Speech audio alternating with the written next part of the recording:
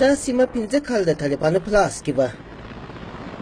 دا د کندهار خوراک ولسوالي ده چې افغان ځواکونه غواړي خپل واک پکښې پراخ کړي. قومندان صاحب یو شی وخت راکړه ټول ناست دي. دوی له زغروالو ګاډو او هوایي ځواک سره دلته خپل زور ازمایي. دا دستاور ډېر لوی دستاور ده چې څو کاله کېږي چې طالبانو دا ساحه خپله ولقه کې نیولې وه او دلته خپل حاکمیت تامیناوه.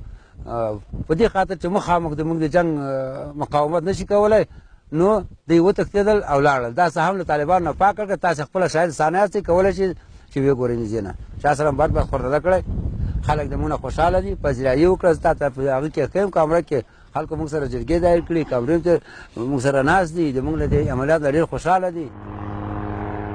افغان پوځیان د ژمي په اوږدو کې په کندهار او نورو سیولي سیمو کې په جګړو لګیا وه.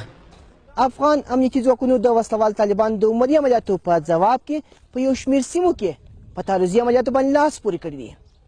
چارواکي وایي هڅه یې دا ده چې د دفاعي حالت څخه تعرضي حالت ته ځواکونه راووځي او هغه سیمې چې وسلوال طالبان تر ولکې لاندې بیرته ونیسي.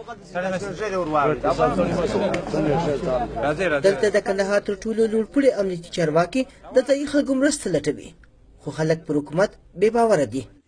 والله بلا کوم د طالب سره ودرې والله بلا کوم قومندان صاحب ستا سره ودرې موږ فرار یو موږ په عذاب یو موږ در بدر یو اوس نو تاسو بلې خبرې دلته به نور طالبان نه وي خو د سیمې حکومتداري ساتل هم کوچنۍ ننګونه نه ده.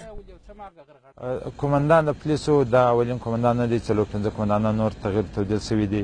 دا به د خلکو مشکل اورېدل کېږي. د قومندان صاحب لیوا او قومندان د میوند و دا ټوله چې دي هغه دا ټول تکات کوي که چېرې د خوا مشکل جوړ شوي خلکو دا به دستې اصلاح کېږي څه کېږي به دا څه مهمه نه ده. مامون درانی BBC خوراک.